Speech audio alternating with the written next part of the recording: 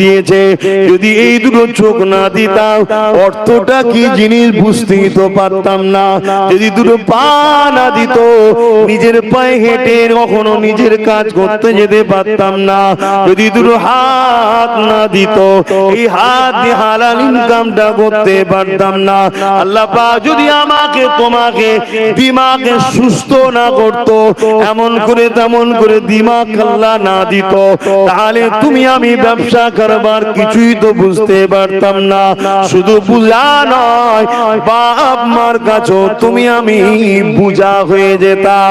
হ্যাঁ, এটা দুনিয়া, মনে রাখবেন 100 বার আপনাকে মনে রাখতে হবে।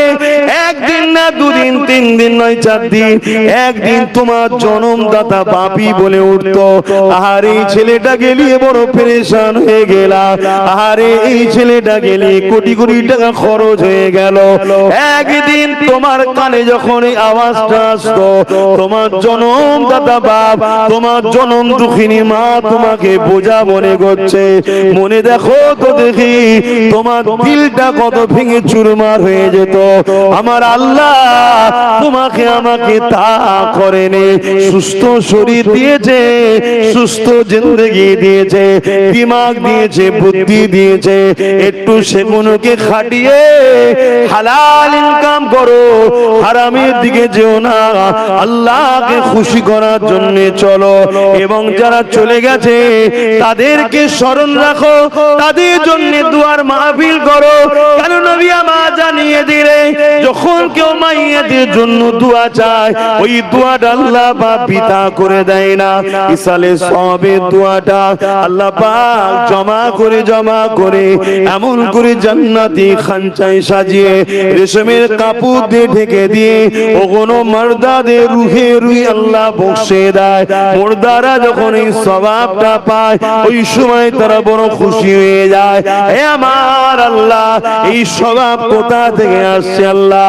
আল্লাহ পাক ওই সময় বলে, ওরে আমার বান্দা বান্দি রে, দুনিয়া জমিনে তোমরা সন্তান রেখে এসেছো, তোমাদের সন্তানেরা তোমাদের জন্য দান খৈরাত করেছে, ইসালে সওয়াব করেছে, দুয়ার মাহফিল করেছে, দ্বীনি আলোচনার মাহফিল করেছে, এলাকার মানুষরা সেখানে জমায়েত হয়েছে, তোমার প্রতিবেশীরাও তোমার জন্য দোয়া চেয়েছে, তোমার বাচ্চারাও তোমার জন্য দোয়া চেয়েছে, উলামারাও তোমার জন্য দোয়া চেয়েছে।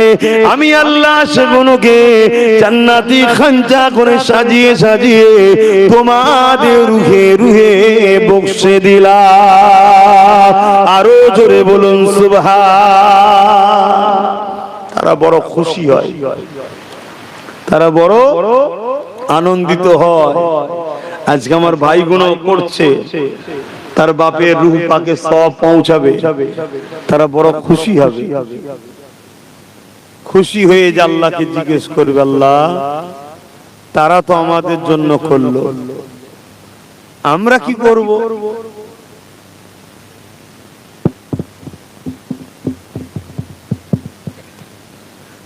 তারা তো আমাদের জন্য করলো, আমরা কি করব? আমাদের তো কিছুই নাই। আবার পানি ঝরে এসছে নাকি?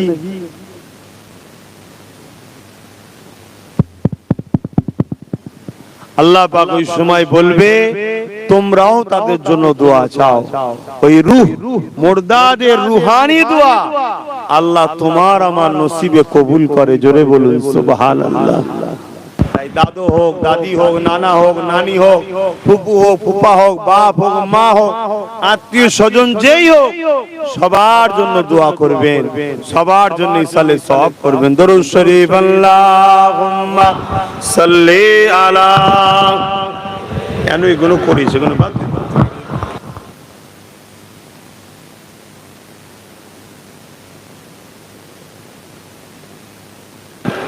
আল্লাহুম্মা সাল্লি আলা।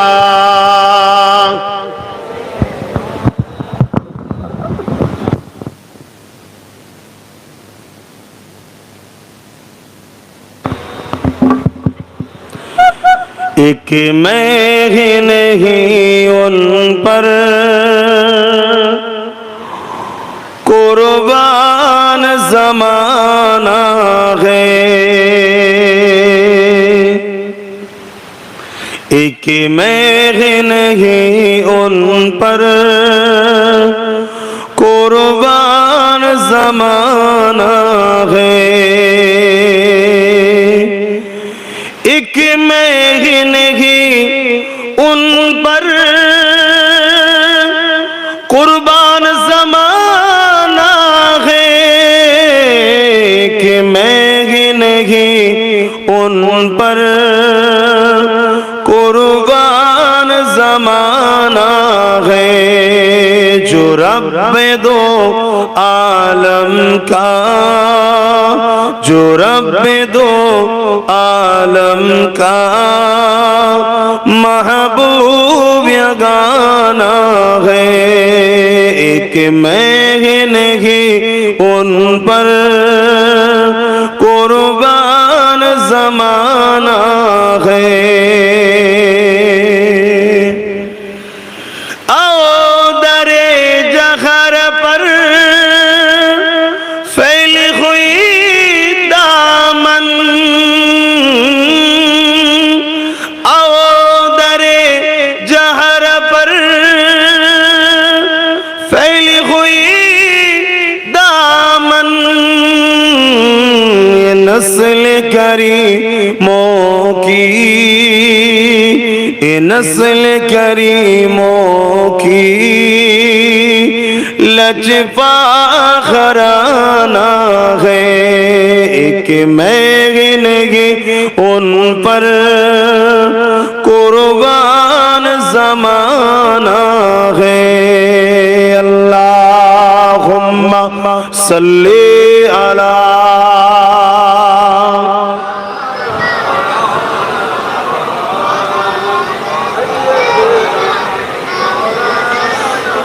আমার বাপ জানেরা, অনেকে দেখবেন জলসা মাহফিলে অনেক জায়গায় শোনা যায়, আমি কোন আলেমের সমালোচনা করছি না, কিন্তু আপনাদেরকে সতর্ক করছি মুনাফিকদের থেকে। অনেকে দেখবেন আলোচনা করে কবর নাকি বলেছিল আমি ফাতেমা কার বেটি কার স্ত্রী, এসব আমি বুঝি না, এসব ওয়াজগুলো করে দেখবেন। এই ওয়াজটা করা হচ্ছে আম মাহফিলের জন্য, করাটাই নিষেধ। আম মাহফিলের জন্য এই আলোচনা নয়, এটা হলো শুধুমাত্র সতর্ক করার জন্য, যাতে করে আমরা ভাবি আমাদের কবরে কি হবে, এর উদ্দেশ্যে করে এটা শিক্ষা। কিন্তু আজ আমি আপনাকে বলে যাচ্ছি মাটির ক্ষমতা নাই। খাতুনে জান্নাত অনেক দূরের কথা, আপনার ঘরের যদি কোনো মেয়ে নিজেকে খাতুনে জান্নাতের চাকরানি মনে করে, নকার মনে করে, তাকেও কবরের ক্ষমতা নেই রূপ ধরতে পারে। জোরে বলুন সুবহানাল্লাহ। কিন্তু এগুলোকে এমন ভাবে থ্রো করা হয়, এমন ভাবে বলা হয় যেন খাতুনে জান্নাত কি অপমান করা হচ্ছে। নাউযুবিল্লাহ। এটা তোমার আমার জন্য শিক্ষা দিবা, তোমার আমার জন্য এই মেসেজ যে কবর আমাদের জন্য বড় কঠিন জায়গা। অবশ্যই কবর বড় কঠিন জায়গা, কারণ আল্লাহ নবী জানিয়ে দিলেন প্রতিদিন কবর ঘোষণা দেয়, ওরে আল্লাহ বান্দা বান্দিরা, জমিনের উপরে তোরা নাফরমানি করে ঘুরে বেড়াচ্ছি, জমিনের উপরে বড় দাম্ভিকতার সঙ্গে ঘুরে বেড়াচ্ছি, জমিনের উপরে বড় মস্তানি ভাবে ঘুরে বেড়াতে লেগেছে, ওরে আল্লাহ বান্দা বান্দিরে, আমি কবর তোর কি মনে পড়ে না? এই জমিনে নিজে তোকে একদিন আসতে হবে। আমি কবর বড় একা থাকার জায়গা, আমি কবর বড় অন্ধকার জায়গা, আমি কবর পোকামাকড়ের জায়গা, এখানে তোকে একদিন আসতে হবে। তার জন্য তুই প্রস্তুত নিয়ে আয়, তার জন্য তুই তৈরি হয়ে আয়। এই যুবকেরা, ইমাম বুখারী মুসলিম বলে কবরের জমিনে যখন মানুষকে রাখাবে, ওই কবরের জমিনে আল্লাহ আমার রাসূলুল্লাহকে তাশরীফ নিয়ে এসে থাকে।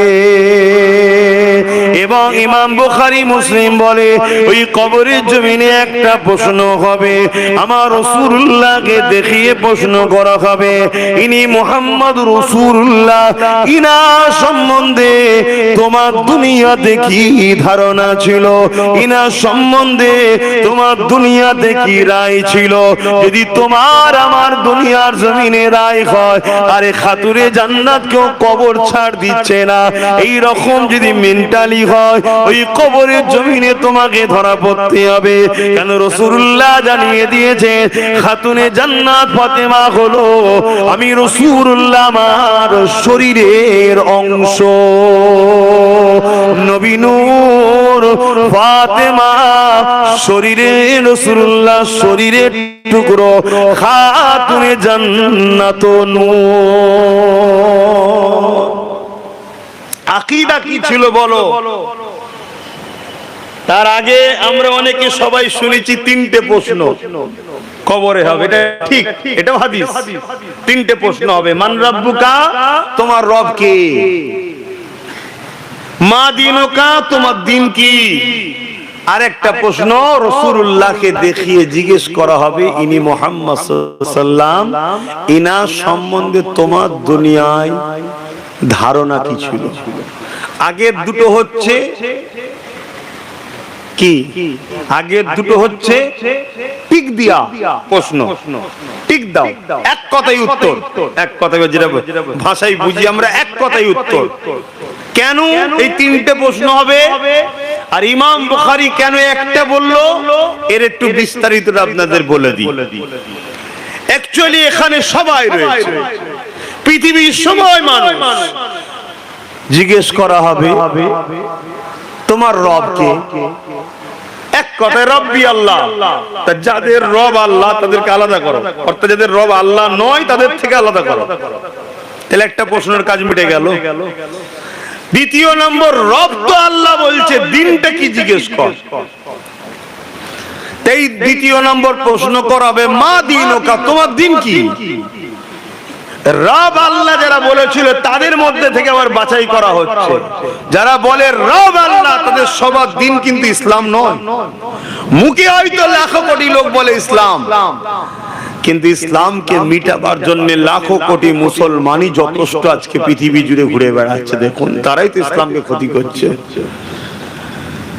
যা কো বিষয়ে বেশি ডিপে যাব না, আজকে খাস দোয়া আমি যেটা বুঝাতে চাইছি, তাহলে মা দিনুকা, তোমার দিন কি। যারা বলবে দিন ইসলাম, আলহামদুলিল্লাহ, তাদেরকে আবার আলাদা করো। যারা দিন ইসলাম নয় বলতে পেরেছে তাদের থেকে, তাহলে যাদের রব আল্লাহ নয় তাদের থেকে যাদের রব আল্লাহ তাদেরকে আলাদা করা হলো। রব আল্লাহ যাদের, তাদের মধ্যে দিন ইসলাম কার কার দেখো, তাদেরকে আবার আলাদা করো, আবার আলাদা করা হয়েছে। এবারে এদেরকে বিস্তারিত প্রশ্নের উত্তর দিতে হবে। এগুলো ছিল এক কথাই উত্তর। বিস্তারিত কি, মুহাম্মদ রাসূলকে দেখানো হবে, জোরে বলুন সুবহানাল্লাহ। দেখিয়ে বলা হবে ইনার সম্বন্ধে দুনিয়ায় তোমার কি রায় ছিল বলো, কি বলে ডাকতে, কি নজরে দেখতে, কেমন মনে করতে, টোটাল খুলে লেখো, এবারে খুলে বলো। এখানের এক কথাই নয়, কথা বুঝতে পাচ্ছি, ওইটাই হচ্ছে সব থেকে বড় ভাইটাল বিষয়। কবরে যারা পাস করবে প্রতিটা মঞ্জিল তাদের জন্য আসান হয়ে যাবে, কেননা কবর হলো প্রথম মঞ্জিল।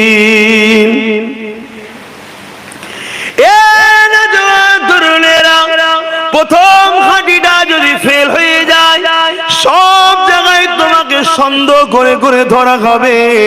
দুনিয়ায় যেমন বুঝাবার জন্য বলা হচ্ছে, আর প্রথম ঘাটিতে যদি তুমি ক্লিয়ার হয়ে যাও, বাকি জায়গা তোমার জন্য বড় সহজ আল্লাহ করে দেবে। কেন, কবরে আখেরি প্রশ্ন যেটা হবে এটা বড় কঠিন প্রশ্ন। আমার রাসূলুল্লাহকে দেখানো হবে ইনি হলেন মুহাম্মাদুর রাসূল, এটাও বলে দেওয়া হবে। ইনা সম্বন্ধে এখন তোমার কি রায় সেটা নয়, দুনিয়ায় কি রায় ছিল বলো। এখন বিপদে পড়ে তো সবকিছুই বলতে পারো, ওইখানে কি বলতে বলো। রাসূলুল্লাহ সম্বন্ধে তোমার ধারণা কি ছিল দেখো।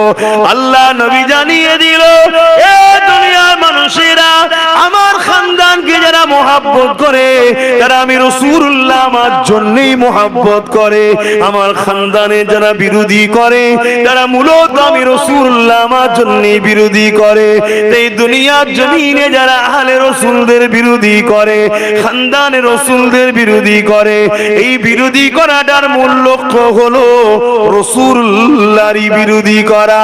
এই দুনিয়ার জমিনে তুমি রাসূলকে কি বলে ডাকতে, কি নজরে দেখতে? নবীর পরিবারদের সম্মান মর্যাদাটা রাসূলুল্লাহরই সম্মান মর্যাদা, কেন তাদের সম্মান নবীর সঙ্গে জড়িয়ে আছে। তাই নবী আমার জানিয়েছিলেন, যারা আমার হাসান হোসেনকে ভালোবাসবে তারা আমি রাসূলুল্লাহ আমাকে ভালোবাসলো, আর আমাকে যারা ভালোবাসে আমার আল্লাহ তাদেরকে ভালোবাসে। এই প্রশ্ন কিন্তু কবরে বড় ভাইটা, এই জায়গাতেই কিন্তু সব বেশিরভাগ ধরা পড়ে যাবে। কেন আজকাল আমরা রাসূল সম্বন্ধে আমাদের অনেক গাফলতি, রাসূল সম্বন্ধে আমাদের অনেক দুর্বল, রাসূলকে চিনা জানা বুঝা, নবী সম্বন্ধে জানার চেষ্টা করা ধরতে গেলে একেবারেই জিরোর দিকে চলে গেছে। তাই আমার মনে হয় প্রতিটা মাহফিল যেগুলো গ্রামে হয়, ওই মাহফিলের ব্যানারে লিখে থাকা দরকার যে মুহাম্মদ সাল্লাল্লাহু আলাইহি সাল্লামের আলোচনার মাহফিল, একদম বাংলায় রাসূলুল্লাহর আলোচনার মাহফিল। নবী নিয়ে মানুষকে চিনাও, নবী না চিনতে পারলে কবরে তো ধরা প্রথমেই পড়লো, আর ময়দানে মাহশরে সমস্ত নবীরাও নফসি নফসি করবে, বিচার শুরু হবে না। আমার রাসূলুল্লাহ যতক্ষণ না যে সিজদায় পড়ে বলবে আল্লাহ বিচারটা শুরু করে দেন, আর সহ্য করতে পারছে না মানুষগুলো। এটাকে সাফাতে কুবরা বলা হয়, বড় সাফাত। সমস্ত নবীর উম্মত সবার জন্য নবী সাফাত করবে, জোরে বলুন সুবহানাল্লাহ। আর আজ তো আমাদের কিছু কিছু মানুষের ধারণা নবী নাকি সাফাতই করতে পারবে না, বলুন নাউজুবিল্লাহ। তাহলে কবরে সে বেটা ধরা পড়বে না পড়বে না? এটাই তো জিজ্ঞেস করবে যে রাসূল সম্বন্ধে কি ধারণা ছিল বলো।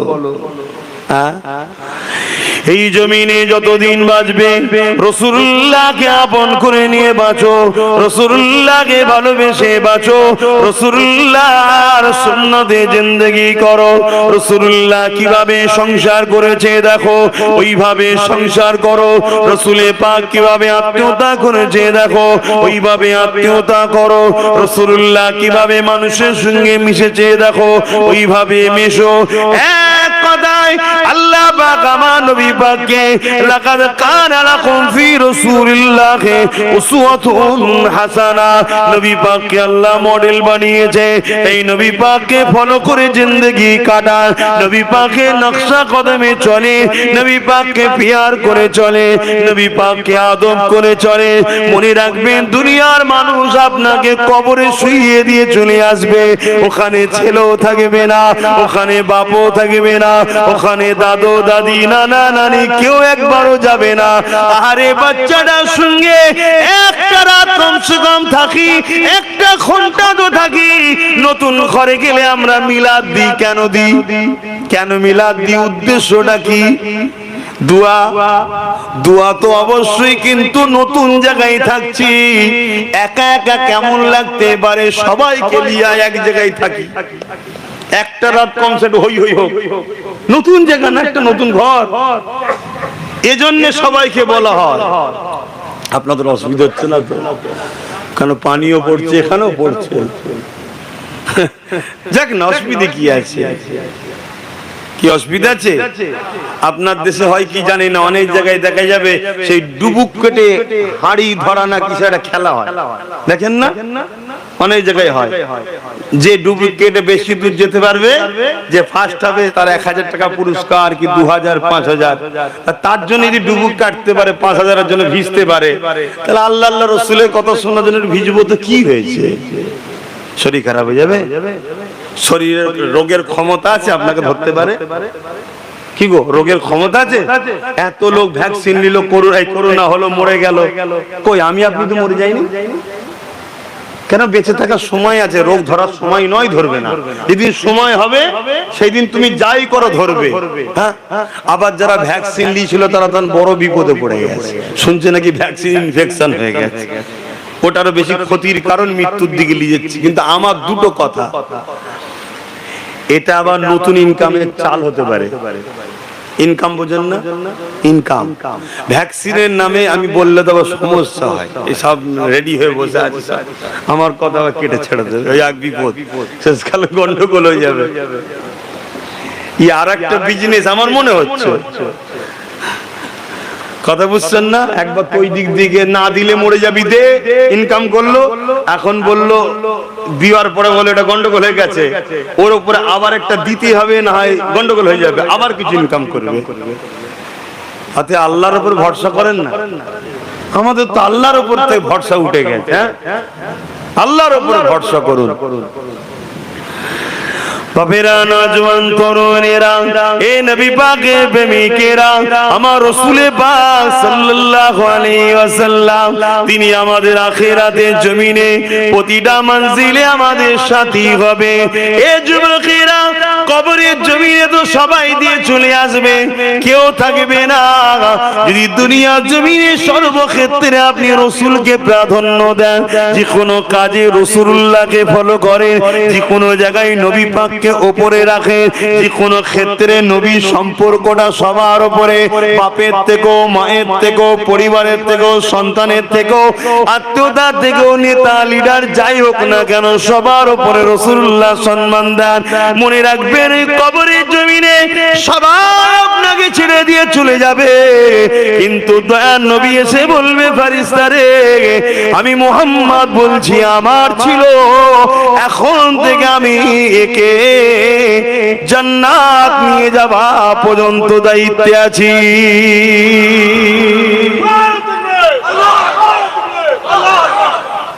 সেই রাসূলুল্লাহর হন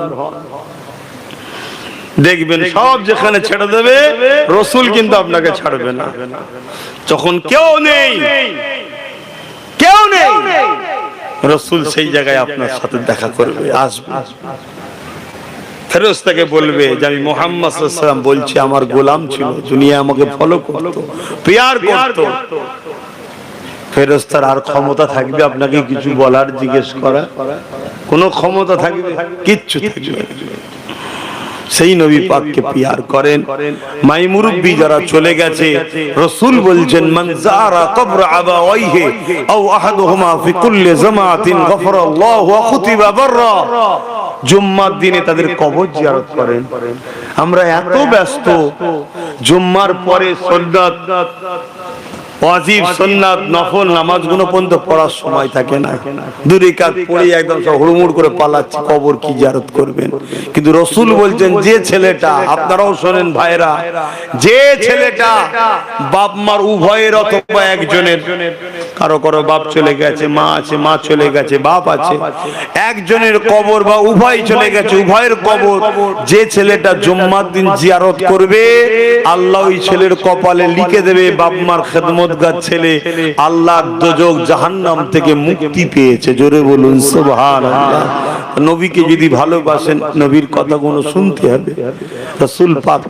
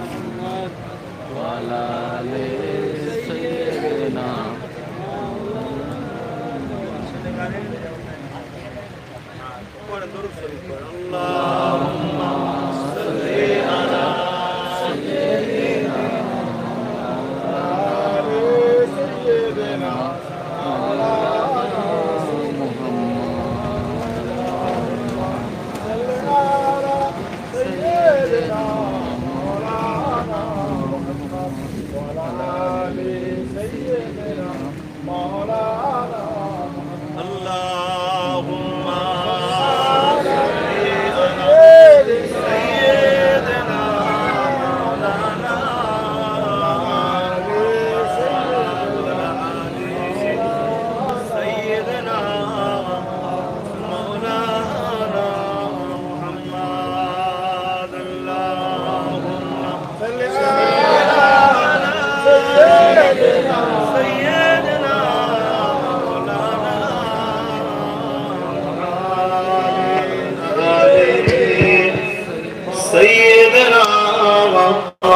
মাওলানা মুহাম্মদ। আমার আব্বা জানেরা, ভাইরা, আল্লাহর হুকুম এই আবহাওয়ায় যে আপনাদের মাহফিলটা আল্লাহ বড় করে নিচ্ছেন, কোটি কোটি শুকরিয়া আল্লাহর কাছে। তো যাক, আমি যে কথা বলছিলাম, চলে সবাইকে যেতে হবে। আপনি যদি কারো জন্য দয়া দেখান, মনে রাখবেন আপনার জন্য আল্লাহ দয়া দেখাবার লোকের ব্যবস্থা করে দেবে। জোরে বলুন সুবহানাল্লাহ। তাই বাপ মার কবর জিয়ারত করবেন। জুম্মার দিনে তাদের কবর জিয়ারত করলে আল্লাহ আপনাকে বাপ মার খেদমতগার ছেলে হিসাবে কবুল করবে। দুনিয়ার জীবনে চলতে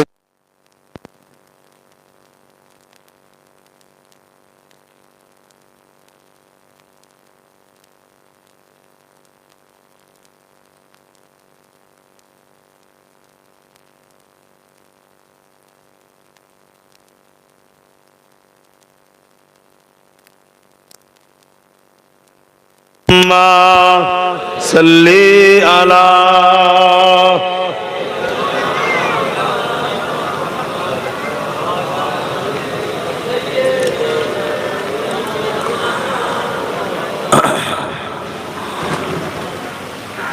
আমার আব্বা জানেরা, বাপেরা, ভাইরা, মায়েরা, বোনেরা, আল্লাহ নবী জানালেন যখন কোন মাইয়েতের জন্য দোয়া চাওয়া হয়, সে মাইয়েত সে তো সওয়াব পায়, সে তো লাভবান হয়, সেও দোয়া চায়, আল্লাহ সেই দোয়া আমার আপনার নসিবে কবুল করে। জোরে বলুন সুবহানাল্লাহ। আপনি যদি কারো উপরে ইহসান করেন, মনে রাখবেন আপনার আব্বা, আপনার আম্মা, আপনার দাদু, আপনার দাদি, এটা যেমন আপনার সম্পর্ক, এটাও একটা পরীক্ষা। সে কিন্তু আপনারই আল্লাহর একটা সৃষ্টি। আল্লাহর সৃষ্টির উপরে আপনি যখন দয়া দেখাচ্ছেন, চলে গেছে, আহা মানুষটা কি হালে আছে না আছে, থাকলে কত কিছু আবদার করত, বাবা এটা দেনা রে, ওটা দেনা রে, এটা দেনা রে। আজ তো তারা আবদার করে না। অতএব তাদের জন্য একটু দোয়ার মাহফিল করলাম, এতিম গরিবদের ঘরে জামা কাপড় দিলাম, খাওয়ালাম। বা নামাজি মুসল্লি পাড়া প্রতিবেশীর একটা হক থাকে। অনেকে মনে করে গরিব মানুষকে এতিমদের ঘরে শুধু খাওয়াবো, পাড়া প্রতিবেশী আল্লাহ করে সবাই তো ধনী লোক, কেন খাওয়াতে যাব না? আত্মীয়তার একটা হক থাকে। এই খাওয়ানোতে আপনার আত্মীয়তার হক আদায় হওয়া সব হয়। জোরে বলুন সুবহানাল্লাহ। হ্যাঁ, গরিব দুঃখীদের ঘরে খাওয়ালে তো অবশ্যই ইসলামে সব থেকে ভালো কাজ হচ্ছে ক্ষুধার্তকে খানা খাওয়ানো। জোরে বলুন সুবহানাল্লাহ। ওটাও যেমন করতে হবে, কিন্তু কেউ যদি মনে করে শুধু গরিবদের ঘরে দাও, আত্মীয়দের ঘরে খাওয়াতে হবে না, সব আল্লাহ করে বড় লোক, না, কে বড় লোক কে গরিব ওটা তোমায় দেখার দরকার নেই। আত্মীয়তা, এই যে একটা খাওয়া দাওয়া হবে, একসাথে বসা হবে, দাওয়াত, বাবু আসবি, তোর দাদুর সবরে সানি কি তোর চাচার সবরে সানি, এই যে একটা আত্মীয়তা হয়, এতে বন্ধুত্ব সম্পর্কটা বাড়ে। দেখা সাক্ষাৎ হলো একটা বাহানায়, এটাও ইসলাম চাই। জোরে বলুন সুবহানাল্লাহ। অতএব ইসলামের প্রতিটা কাজের মধ্যে বালাই রয়েছে। এখন যে বিষয়টা বলতে চাইছি, আমি আপনি যদি কারোর উপরে ইহসান করি, অবশ্যই তোমার আমার জন্য কেউ না কেউ ইহসান করবে। এ নজওয়ানেরা, আমার নবী পাকের প্রেমিকেরা, আল্লাহ নবী, নূর নবী, দয়া নবী, সাহাবা হুজুরদিগকে বলেছে, বাবারা শুনে রেখে দাও, জেনে রেখে দাও, আমার উম্মত উম্মতিদেরকে জানিয়ে দেবে, দুনিয়া জমিনে বাপ মার উপরে যদি কখনো চড়া হয়ে যায়, বাবারা মনে রাখবে, যদি তাদের বাপ মা একবার উফ আওয়াজটা করে ফেলে, তাহলে ওই বান্দাটাকে আল্লাহ বা জাহান্নামে দিয়ে দেবে। আন আবি উমামাতা আন্না রাসূলানি ক্বালা ইয়া রাসূলুল্লাহ মা হাক্কুল ওয়ালিদাইনি আলা ওয়ালাদি ক্বালা হুমা জান্নাতুকা নারুকা। বাপ মা উভয়ের, এক বাপ মা আল্লাহ নবীর কাছে একটা ছেলে এসে জিজ্ঞাসা করলো, ইয়া রাসূলুল্লাহ, হাবিবাল্লাহ, আমার উপরে বাপ মার হক কি? আল্লাহ নবী বললেন, হুমা জান্নাতুকা নারুকা, তুমি যদি তোমার মা বাপকে নারাজ করো, জাহান্নামী হয়ে হয়ে যাবে, মা বাপকে রাজি করো, আল্লাহ তোমাকে জান্নাতি ঘোষণা করে দেবে। হে যুবকেরা, হাদিসে কুরসির মধ্যে রয়েছে, মান রাদিয়ান ওয়ালিদাহু ফালা নানহু রাদি, মা বাপ যার উপরে রাজি আমার আল্লাহ তার উপরে রাজি। কি নিয়ামত করেছে মা বাপকে, আল্লাহ মাকে জান্নাত বানিয়েছে আর বাপকে জান্নাতের দরজা বানিয়েছে। জোরে বলুন সুবহানাল্লাহ। কেউ যদি বাপকে বেজার করে দরজা বন্ধ হয়ে গেল, আর মাকে যদি বেজার করে জান্নাতি গেল। মান রাদিয়া আনহু ওয়ালিদাহু ফালা আনহু রাদিন, মা বাপ যার উপরে রাজি আমার আল্লাহ তার উপরে রাজি। চিন্তা করুন মা বাপের কত সম্মান। দুনিয়ার জমিনে চলতে গিয়ে যদি কখনো মিস্টেক হয়ে যায় ক্ষমা চেয়ে